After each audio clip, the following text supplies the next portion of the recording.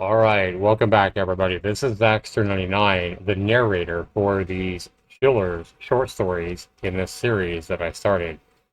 And now we're going to go ahead and start with my next Chillers story from the No Sleep section over on Reddit. Now, these are stories that really remind me a lot of like watching those old school like 1950s and 1960s Twilight Zone episodes, the black and white ones on TV by Rod Serling.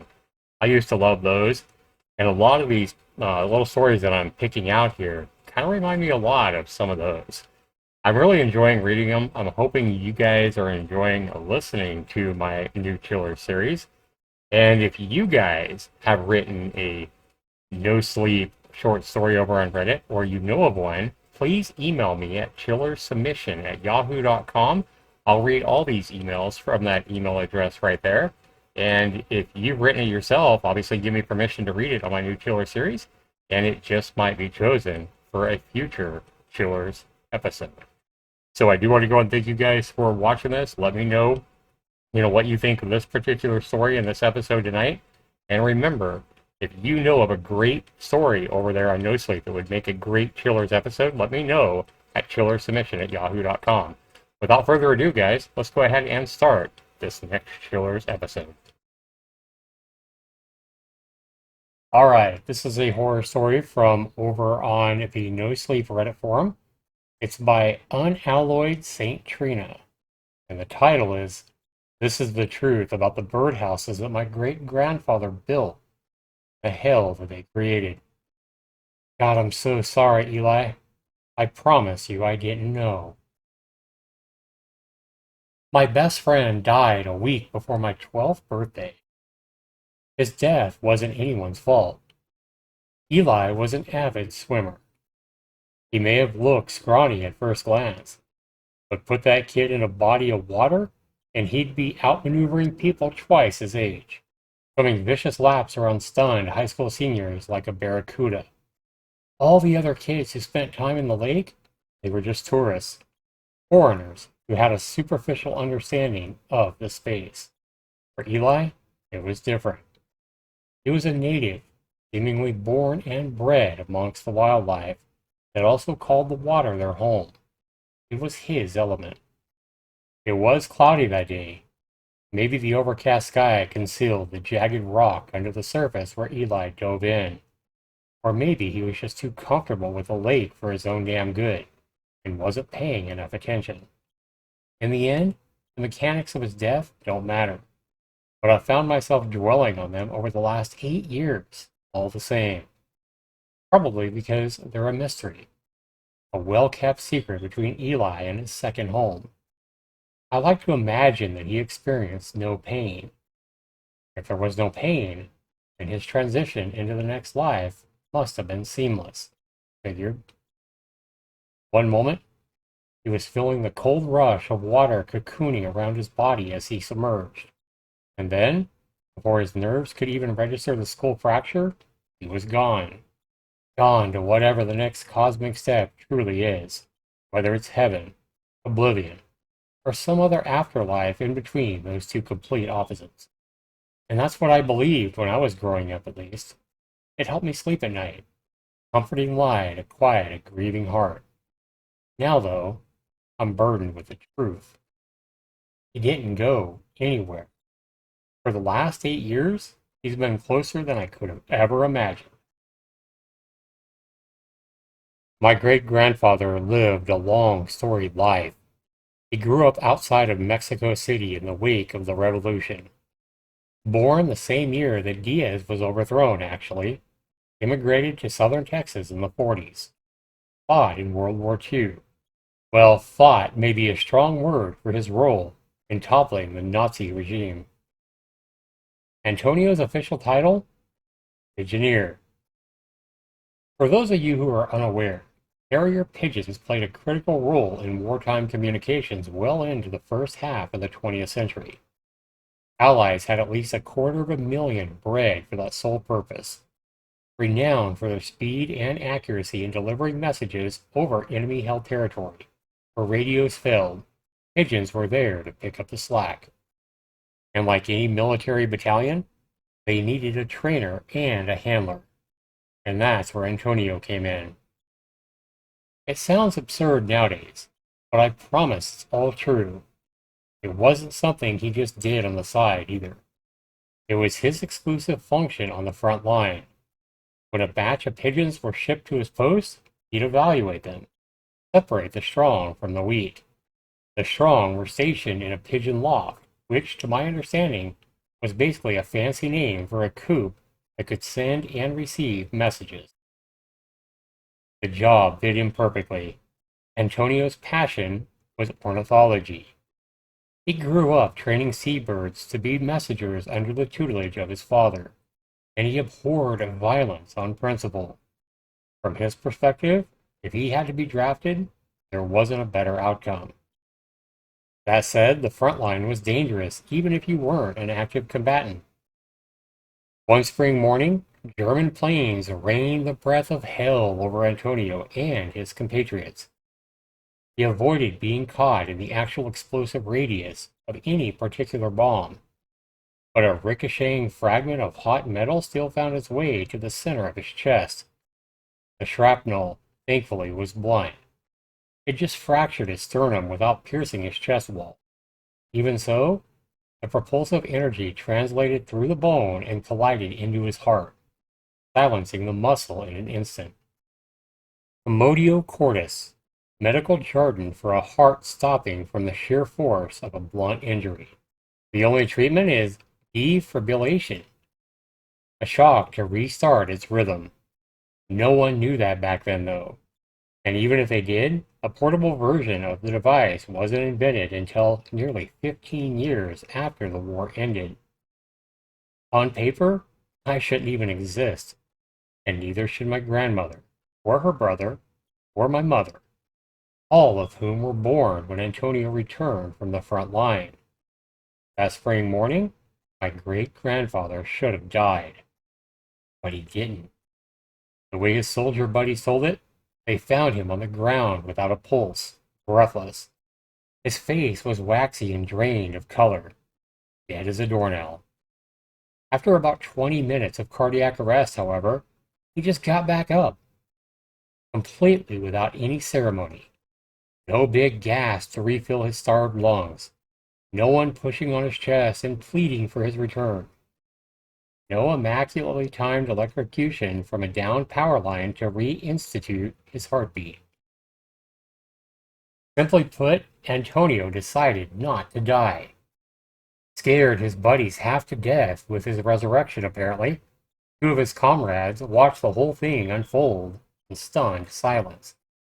Antonio just opened his eyes, stood up, and kept on living like he hadn't been a corpse a minute prior. Just started running around their camp, asking if the injured needed any assistance. Nearly stopped their hearts in turn. He didn't even realize he had died. My great-grandfather came back painted, though. His conscious mind didn't recognize it at first, but it was always there. You see, as I understand it, some small part of Antonio remained where the dead go, and the most of him that did return had been exposed to the black ether of the hereafter. He was irreversibly changed by it, learned things he couldn't explain with human words. He saw things his eyes weren't designed to understand. That one in a billion fluke in nature put him in a precarious position. When he came back to life, Antonio had one foot on the ground and the other foot in a grave, so to speak. Death seems to linger around my family. Not dramatically, mind you. No final destination bullshit. I'm talking cancer, drunk driving accidents, heart attacks, relatively typical ends. But it's all so much more frequent in my bloodline. And that seems to have started once Antonio got back from the war. His fractured soul attracted death. It hovered over him like a carrion bird above roadkill. But for whatever reason, it never took him specifically, settling for someone close by instead. So once my dad passed from a stroke when I was 6 years old, there were only three of us left. Me, my mother, Antonio. An hour after Eli's body had been dredged from the lake, I heard an explosive series of knocks at our front door, a bevy of knuckles rapping against the wood like machine gun fire. At that point, he had been missing for a little over 24 hours. That's all I knew. I stood in the hallway, a few feet from the door, rendered motionless by the noise. Implicitly, I knew not to answer, subconsciously aware that I wasn't ready for the grim reality on the other side. The concept of Eli being hurt or in trouble was something I could grasp. But him being dead? No, that felt impossible. Fantastical, like witchcraft or Bigfoot. The old died, and the young lived. That was a natural order. Bending those rules was something an adult could do to make a campfire story extra scary, but not anything more. And yet I couldn't answer the knocking. All I could do was stare at the dark oak of the door and bite my lip as Antonio and my mother hurried by me. My great-grandfather unlatched the lock and pulled it open. The music of death swept through our home, followed by Eli's parents shortly after. Sounds of anger, sorrow, and disbelief. The holy trinity of despair. Wails that wavered my faith in God.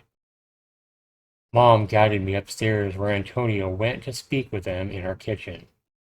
They were pleading with him, but I couldn't comprehend what. It's important to mention that Antonio's involuntary connection with the afterlife was a poorly kept secret in my hometown. I don't know how that came to be. It wasn't talked about in polite conversation. Despite that, everyone knew the deal. As long as you were insistent enough, my great-grandfather would agree to commune with the dead on your behalf, send and receive simple messages through the veil, not entirely unlike his trained pigeons. He didn't enjoy doing it, but I think he felt a certain obligation to provide the service on account of his resurrection. He must have sent back for a reason, right?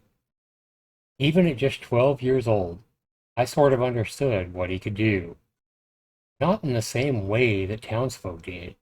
To them, Antonio was a last resort, a workaround for the finality of death.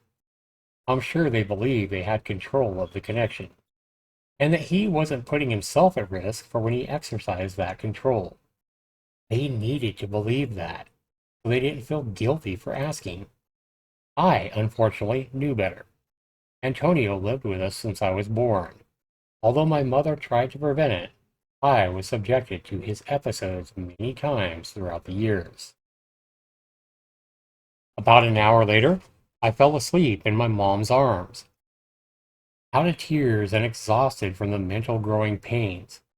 As I was drifting off, I could hear the muffled sounds of Eli's parents talking to Antonio downstairs. The walls were thin, but not thin enough for me to hear their words. When I woke up the following morning, two things had changed. First, Antonio's extensive collection of birdhouses had moved. Under normal circumstances, his favorite would be hung from the largest blue spruce in our backyard, with the remaining 20 stored in the garage, where our car used to be before we sold it. Now, they were all in the backyard. In the dead of night, Antonio had erected a sprawling aerial metropolis.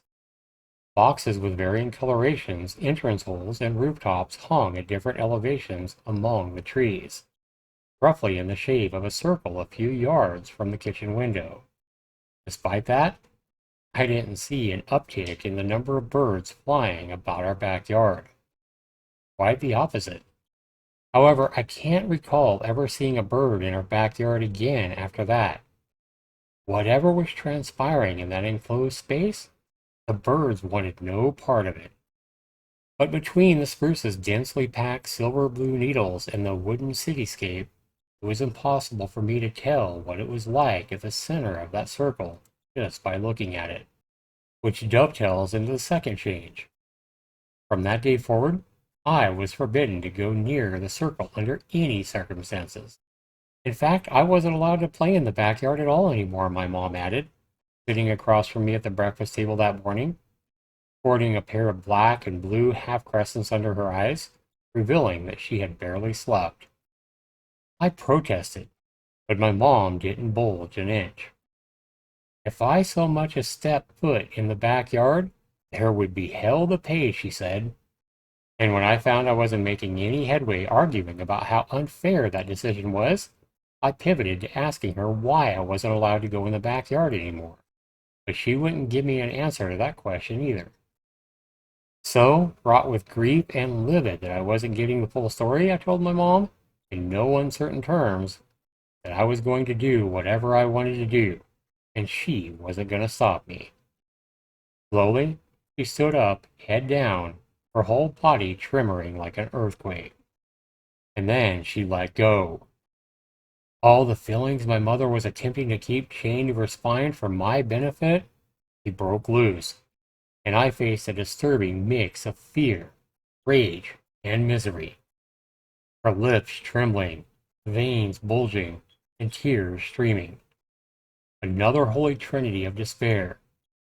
Honestly, it terrified me. It scared me more than the realization that anyone could die at any time, something that came hand in hand with Eli's passing. I didn't argue after that.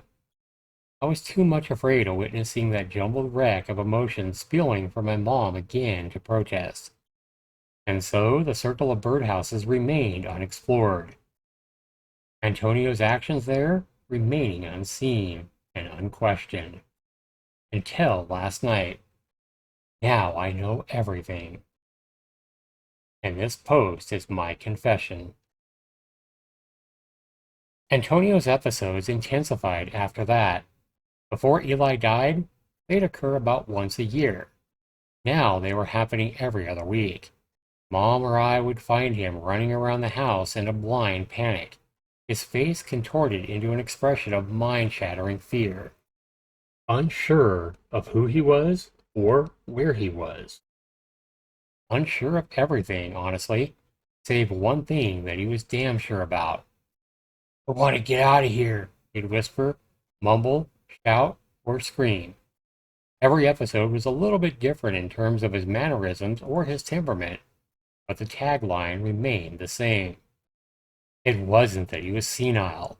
Antonio was 87 years old when Eli died, so chalking his increasingly frequent outbursts up to the price of aging was my mom's favorite excuse.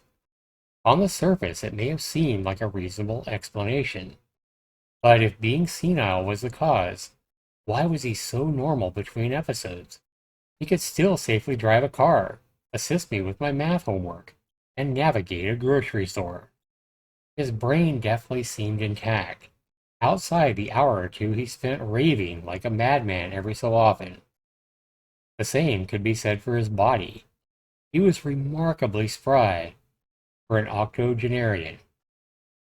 Week after week, his episodes kept coming, banging on the walls of our house, reaching for a doorknob that wasn't there, eyes rolled back inside his skull, shaking me awake at 3 o'clock in the morning, begging for me to help him get out of here. Notably, Antonio's sessions started around the same time. Every few days, Eli's parents would again arrive at our door.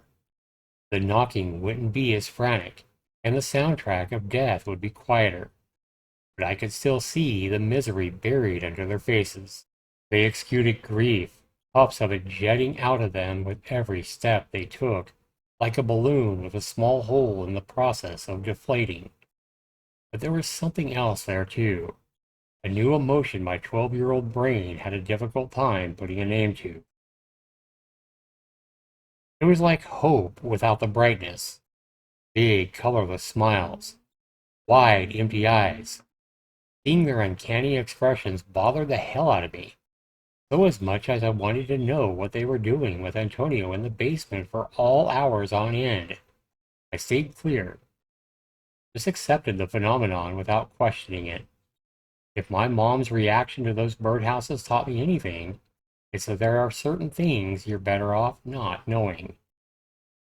Fast forward a few years and Antonio was having sessions daily, sometimes multiple times a day.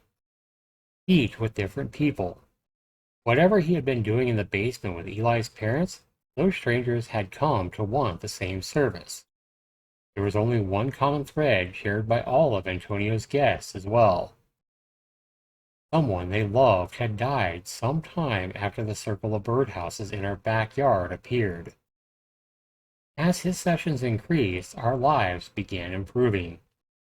Mom bought a car out of the blue, a luxury we had to sell to help pay for Dad's funeral when I was much younger.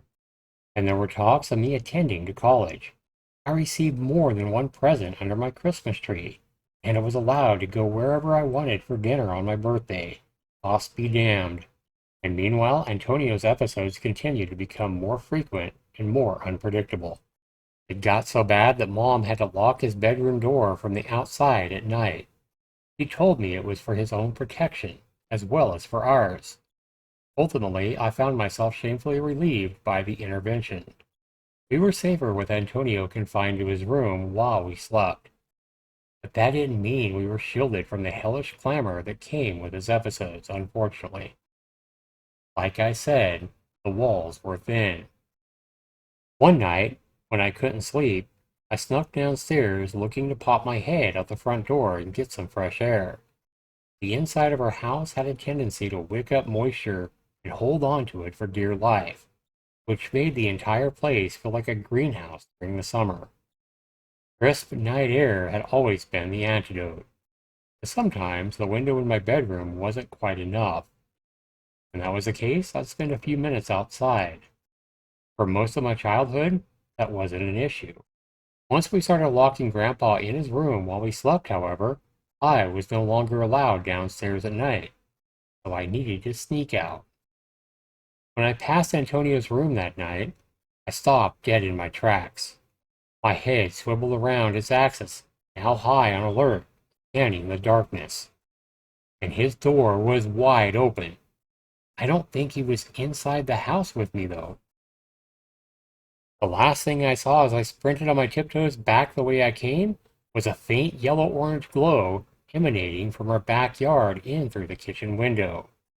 I briefly paused, eyes transfixed by the ritual taking place behind our house.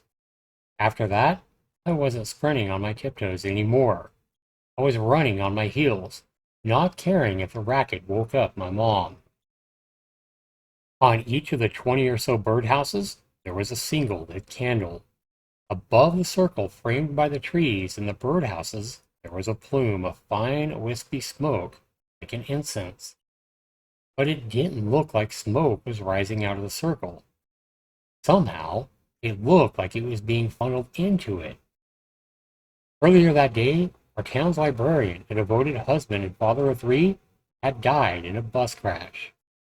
Why are they called birdhouses if the birds don't actually live there, Abuelito? I asked, sitting on the back porch one evening with Antonio, 3 years before Eli's death.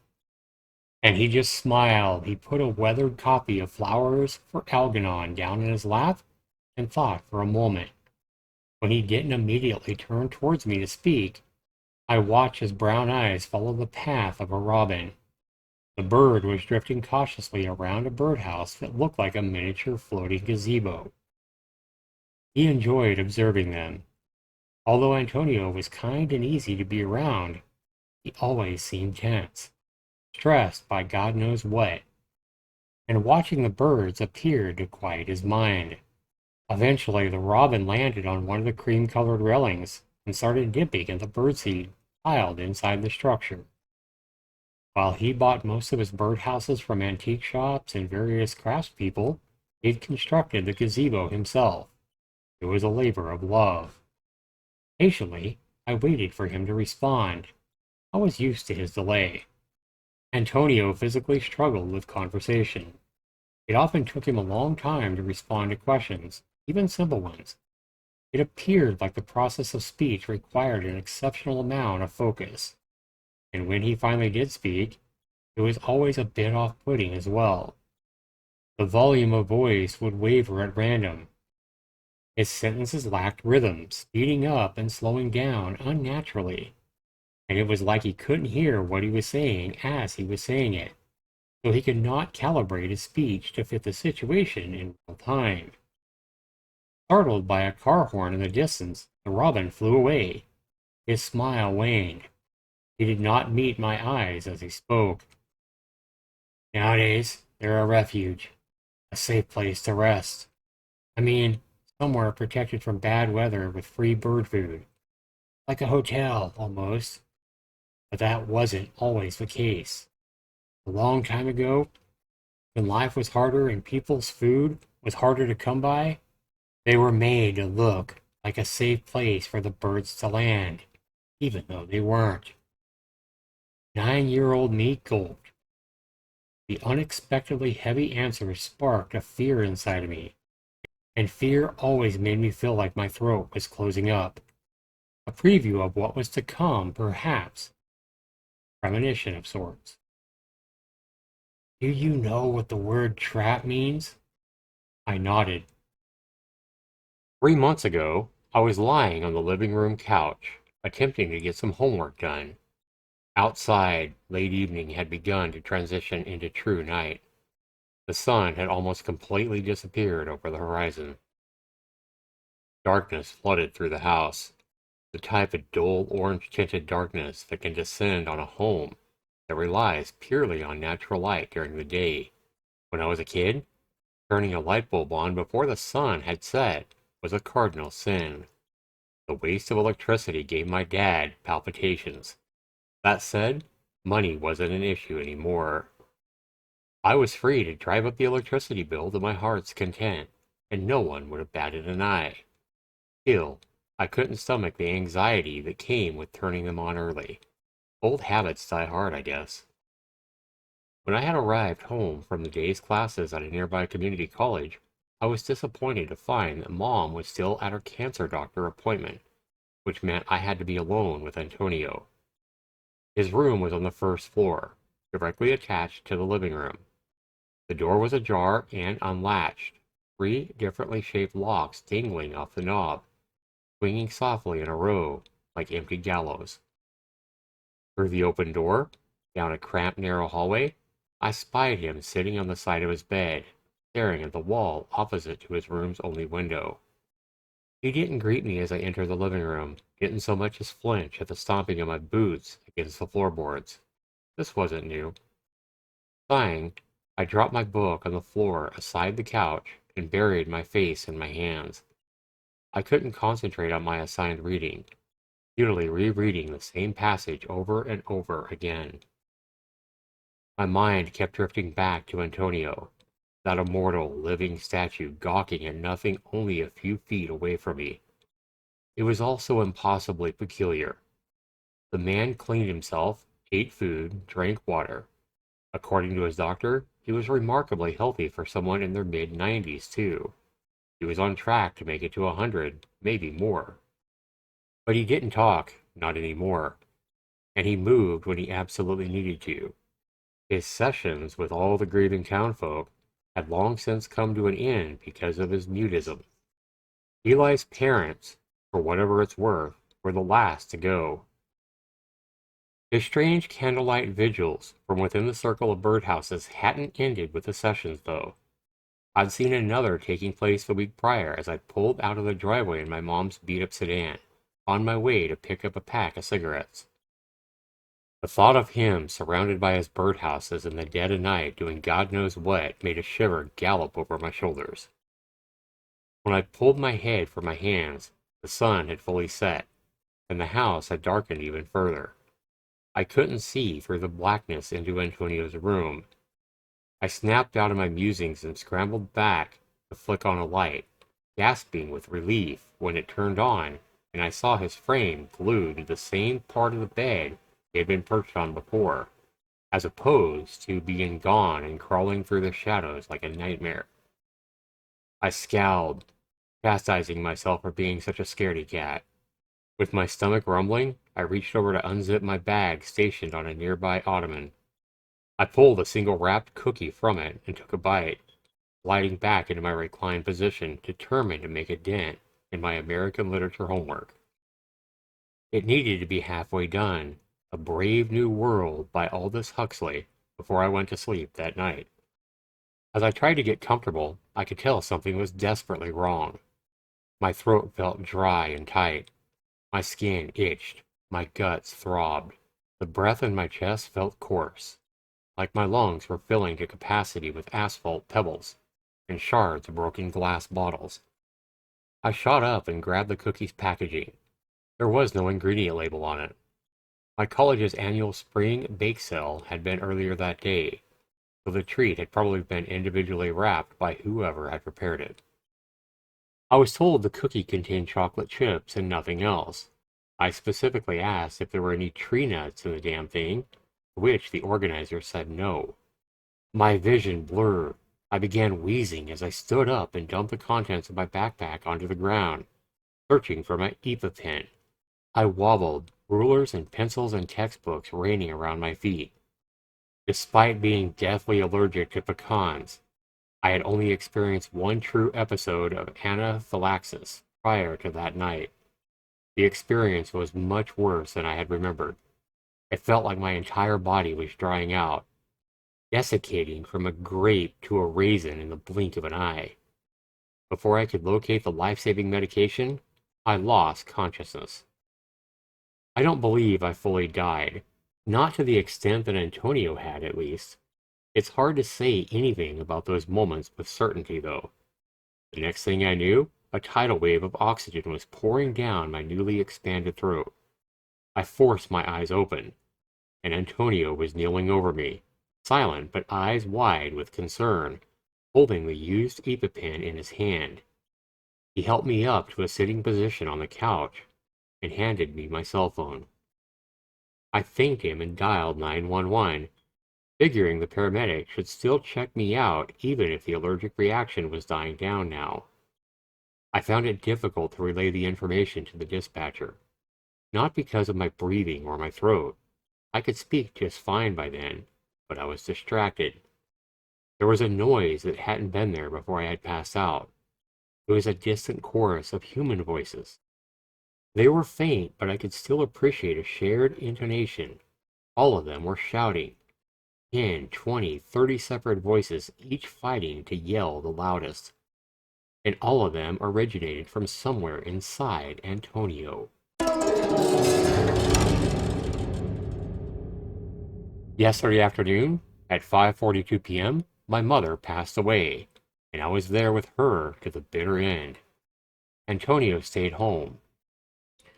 The man could have come with me. He wasn't bedbound. He just wouldn't leave, even when I told him what was likely to happen at the hospice unit. It may seem like I'm glazing over what happened to her, the cancer, the chemotherapy, the radiation, and I don't deny that I am. That peculiar wound is exquisitely tender, and most of the details are irrelevant to the story. There are only two parts that matter: the terrible things that she disclosed to me on her deathbed, and what happened to her immediately after dying. I raced home, careening over my town's poorly maintained side streets at more than twice the speed limit, my mother's confession spinning wildly in my head. As I got closer to our neighborhood, I tried to calm myself down. I let my foot ease off the accelerator. She must have been delirious, I thought, drunk on the liquor of near death. The toxicity of her dying body putting her into a metabolic stupor.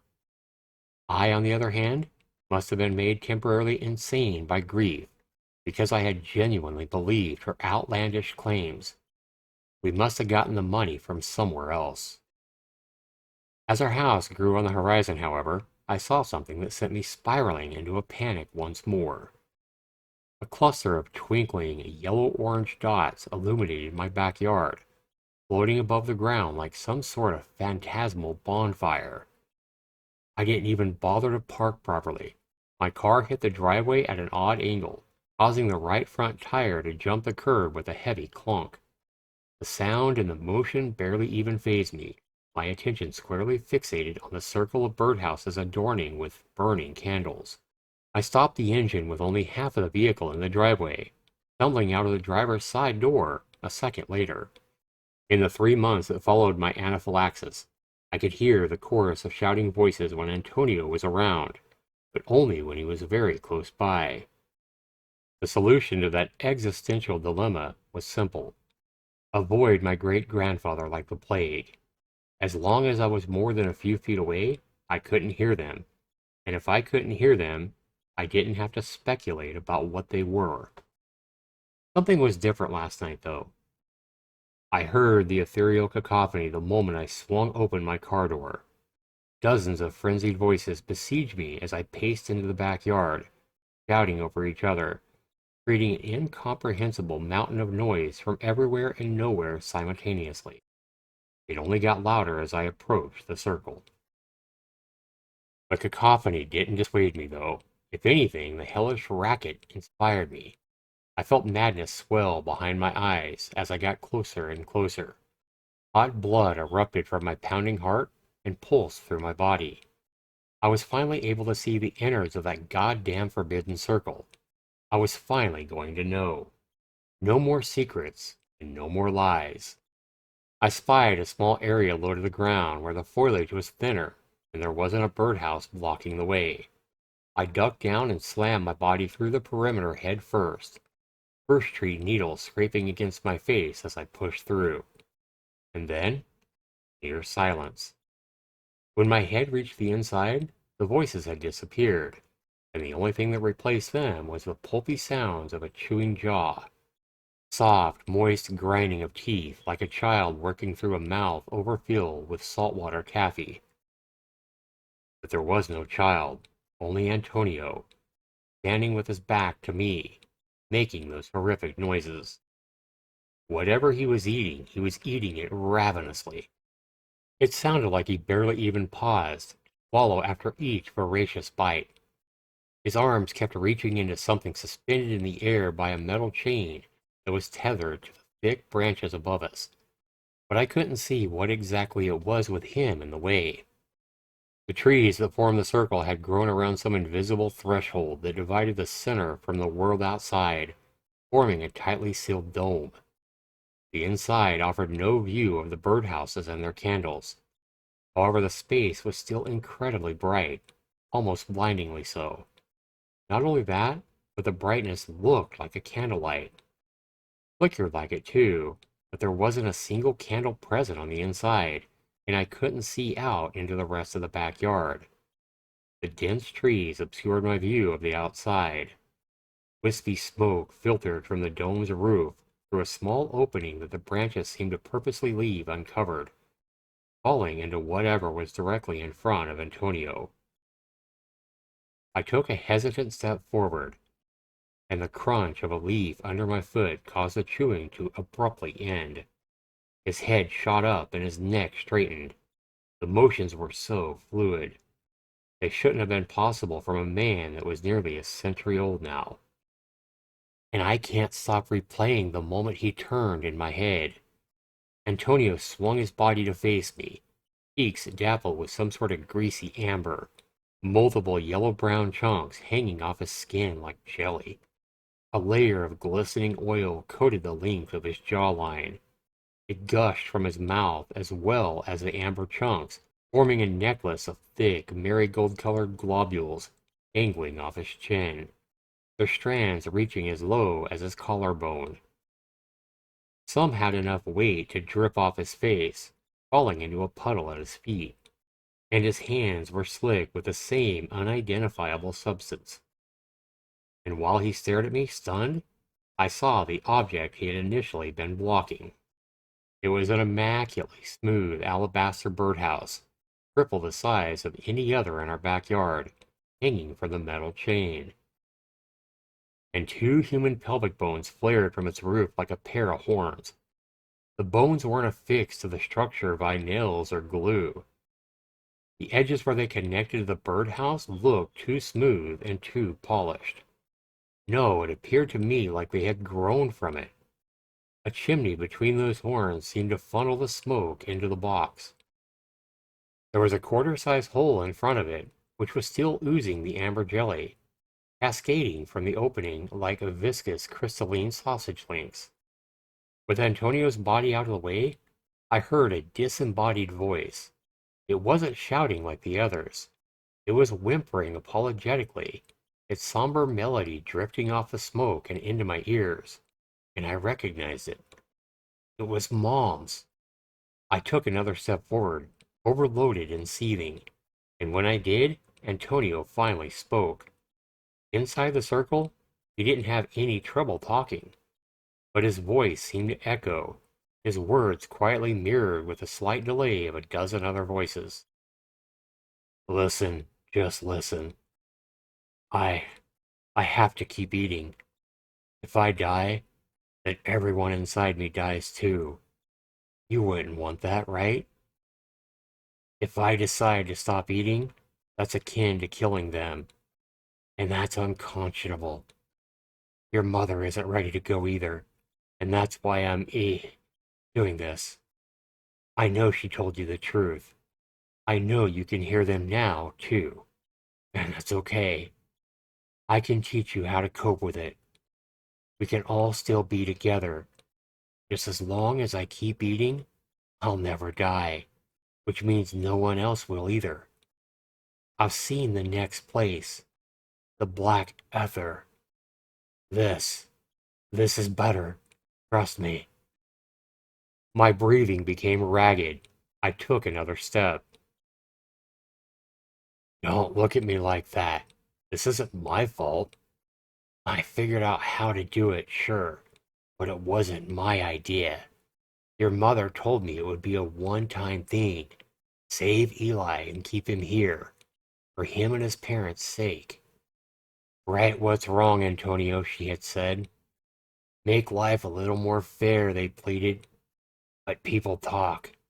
And once it got out that I could prevent a person from passing on by eating them, then half the town wanted in on it. And everyone wanted to spend extra time with their dearly departed. I was just the vessel to that end. All the while, the smoke, my mother's supposed soul, continued to billow into the birdhouse. What came out of her essence made tangible, a material that had been processed and converted into something Antonio could consume. Don't forget, you benefited from this too. It was your mother's idea to make a profit off it all. She phrased it as paying tribute, not compensation, not a service fee. But we all knew what it was. Financial incentive for us to continue defying death. You like those Christmas presents, yes? You're enjoying college now. What do you think paid for it all? Who do you think made the required sacrifices? And the voices under his seemed to become more agitated, in synchrony with Antonio himself. I've lost count of how many I have inside me. It's so goddamn loud. This sanctuary is the only place I can't hear them, swirling and churning and pleading in my gut. I used to be able to pull one to the surface and let them take the wheel for a while. Let them spend time with the still living through me. But now, it's too chaotic, too cramped. I'm too full, and there's nowhere for them to go.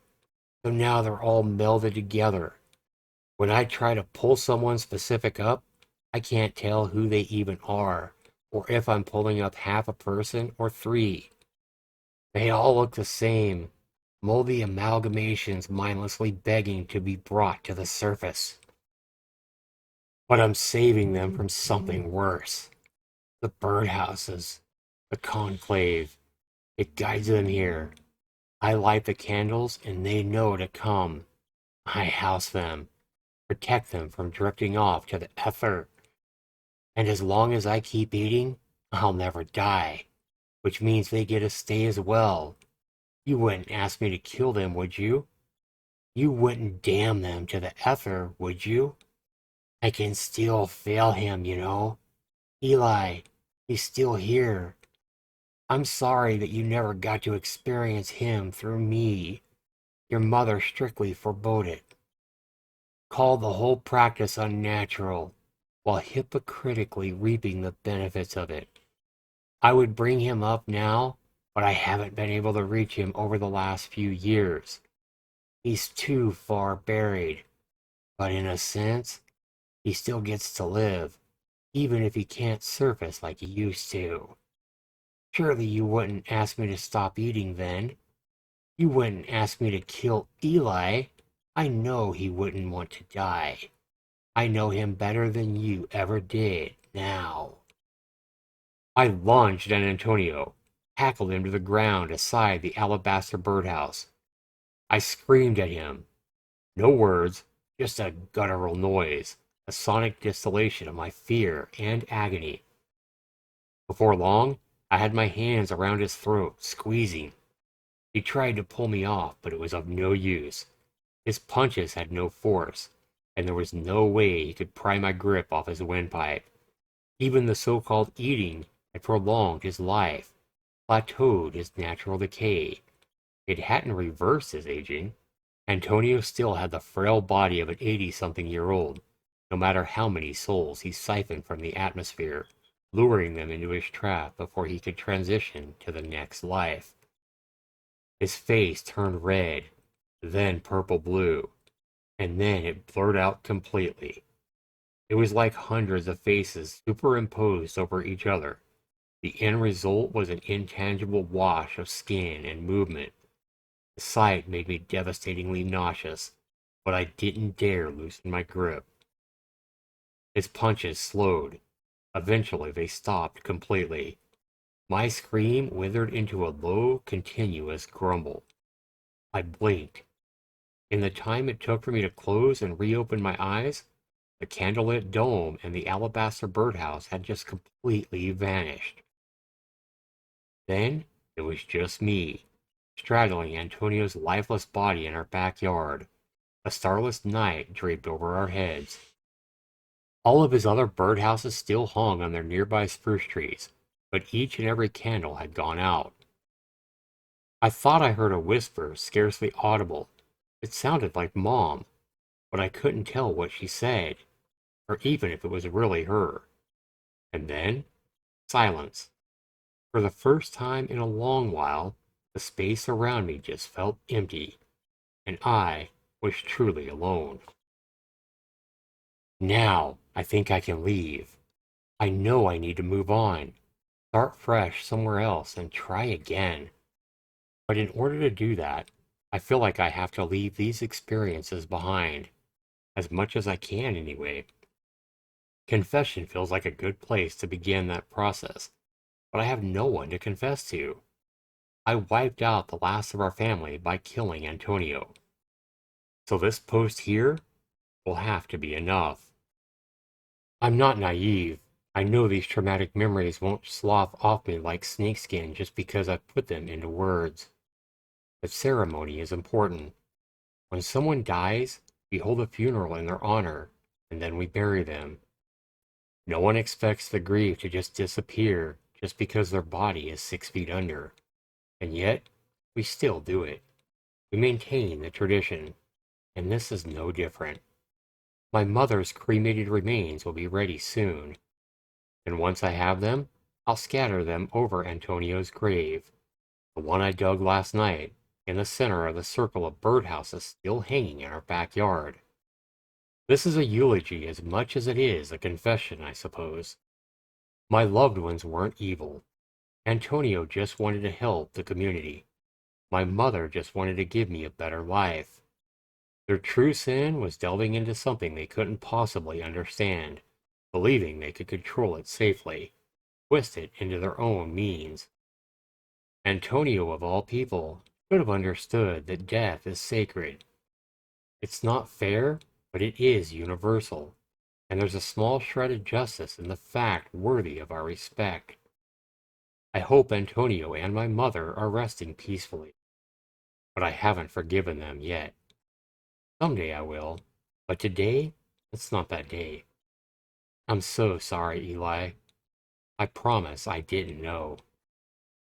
All that said, I couldn't help but feel like I've never truly rid myself of my great-grandfather's curse.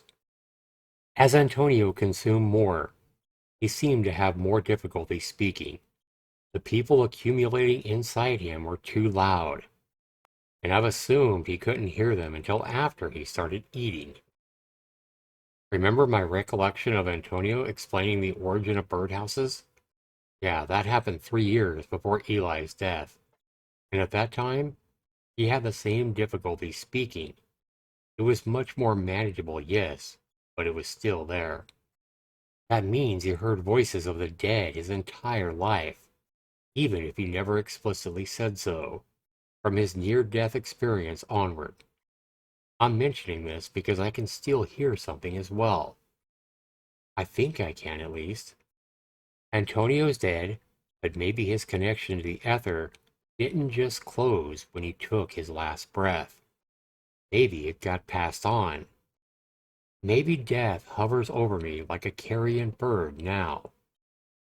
Or maybe, hopefully, I'm just hearing things that aren't really there.